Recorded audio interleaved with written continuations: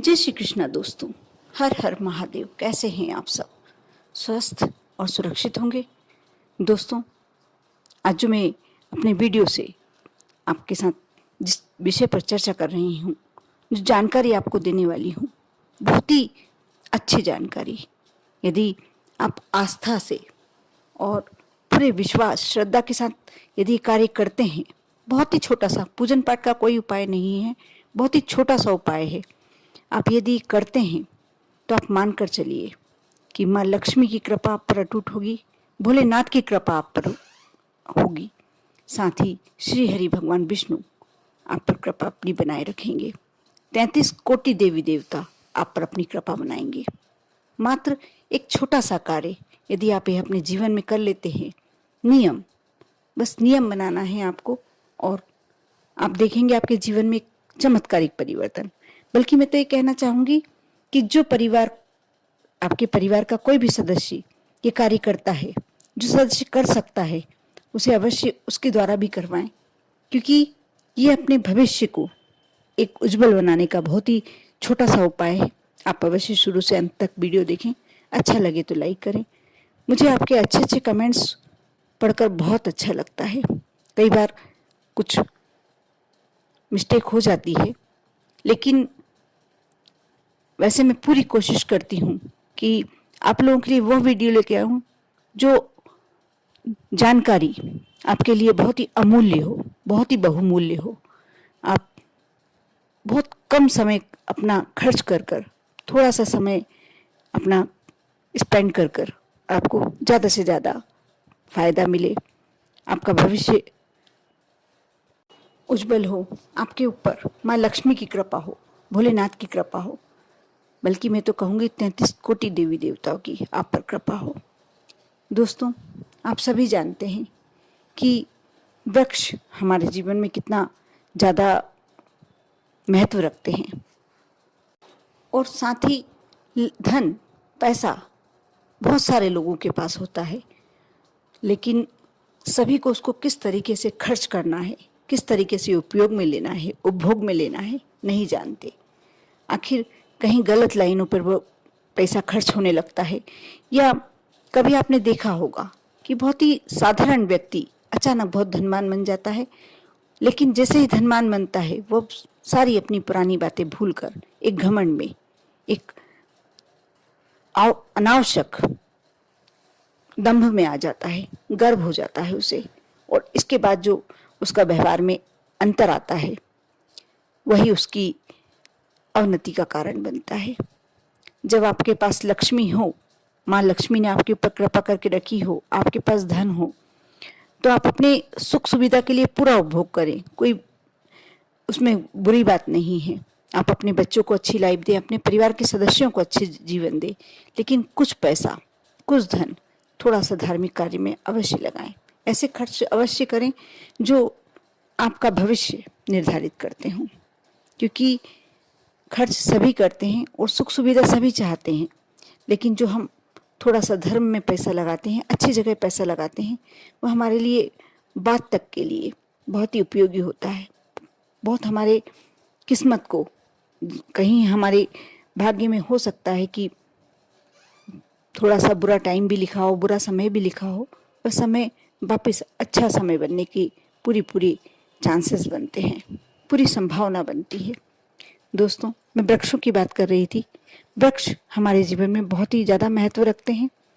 यदि आप इन 3 वृक्षों में यदि जल, श्रद्धा और भक्ति के साथ समर्पित करते हैं, पूरी आस्था के साथ समर्पित करते हैं और एक नियम बना लेते हैं, तो आप मान कर चलिए, आप जानते होंगे जो बेलपत्र का वृक्ष होता है उसमें भोलेनाथ का वास माना जाता है, माँ पार्वती का वास माना जाता है, साथ ही साथ विष्णु जी और लक्ष्मी जी उसमें स्वयं निवास करते हैं। जो बेलपत्री के वृक्ष के नीचे जल समर्पित करता है, और जब आपको ऐसा लगे, जिस दिन आपको ऐसा लगे, आप जाके बेलपत्री के वृक्ष के नीचे जल समर्पित करें। यदि आपके आसपास है तो आप नियमित नियम बना लें कि रोजाना आपको यह कार्य करना है। यदि नहीं कर सकते हैं तो सोमवार की सोमवार करें, और शाम से पहले आप कभी भी ये कार्य कर सकते हैं। यदि सुबह के समय आप स्नान करने के बाद ये कार्य करते हैं तो अति उत्तम। कहते हैं जो बेलपत्री के वृक्ष में जल समर्पित करता है, माँ लक्ष्मी उसके यहाँ हमेशा के लिए स्थिर निवास कर लेती है। सिर्फ यदि बेलपत्री के वृक्ष के नीचे जल समर्पित किया जाए, क्योंकि आप सभी जानते हैं कि यदि एक बेलपत्र ले लिया जाए पूरा और उसे साफ स्वच्छ कटा फिटा नहीं हो, उस पर एक चावल रखकर आप यदि भोलेनाथ को, शिव जी को समर्पित करते हैं तो धन्य ध्यान से वो घर हमेशा पूरित रहता है। जिस घर में के कोई भी सदस्य बेलपत्री भगवान भोलेनाथ को चावल रखकर समर्पित करता है।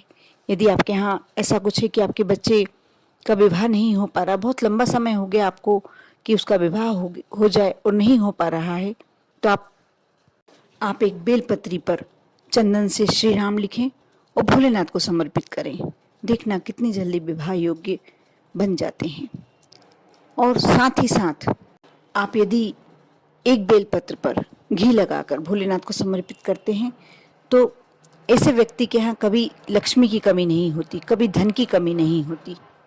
दोस्तों, दूसरा वृक्ष है पीपल का वृक्ष। आप किसी से भी अछूता नहीं है ये बात कि पीपल के वृक्ष में 33 कोटि देवी देवताओं का वास होता है। भगवान श्री हरि और माँ लक्ष्मी स्वयं निवास करते हैं। यदि आप पीपल के वृक्ष में शनिवार के दिन ही जल चढ़ा देते हैं तो आपको उसके अनेक बहुत ही पॉजिटिव रिजल्ट्स मिलते हैं। माँ लक्ष्मी आपके यहाँ स्थिर निवास करने लगती हैं। कोई भी समस्या आपके घर में आने से पहले ही बाहर निकल जाती है। करके देखिए। और तीसरा वृक्ष है आंवला। आंवले का तो सभी महत्व जानते हैं। आंवले के वृक्ष के नीचे यदि आंवला नवमी पर खाना जो भोजन बना कर ले जाए और उसके वृक्ष के नीचे जो भोजन करता है, कहते हैं सिर्फ भोजन करने मात्र से 33 कोटि देवी देवताओं को भोग समर्पित हो जाता है। आप पूरा भगवान को 56 भोग लगाने का पूरा पुण्य प्राप्त कर सकते हैं। साथ ही पीपल के वृक्ष के नीचे दीपक लगाने का महत्व सभी को मालूम है। और जल समर्पित करना बहुत ही अच्छा और धार्मिक कार्य है। यदि आप आंवले के वृक्ष के नीचे भी जल समर्पित करते हैं जिस दिन आपका मन करे, ऐसा नहीं कि कोई दिन विशेष, और यदि आप नियम बना ले, आपके आसपास ये वृक्ष हैं, आपके आसपास कोई ऐसा मंदिर है जिसमें तीनों ये वृक्ष हैं, आप अवश्य कम से कम अपने जीवन में एक नियम अवश्य बनाएं कि इन तीनों वृक्ष में जब आपको समय मिले या नियम से आप जल अवश्य अर्पित करें। आप चाहते हैं कि आपके घर में सुख शांति हो, आपको मान सम्मान मिलता रहे, आपके यहाँ कभी धन की कमी नहीं हो। साथ ही एक बात की और मैं आपसे रिक्वेस्ट करूँगी कि आपके यहाँ बहुत ज़्यादा धन आए, ऐसा लगे कि आप थोड़ा सा धन धार्मिक कार्य में लगाना चाहते हैं तो अवश्य इसमें हाथ कभी भी आप पीछे न करें।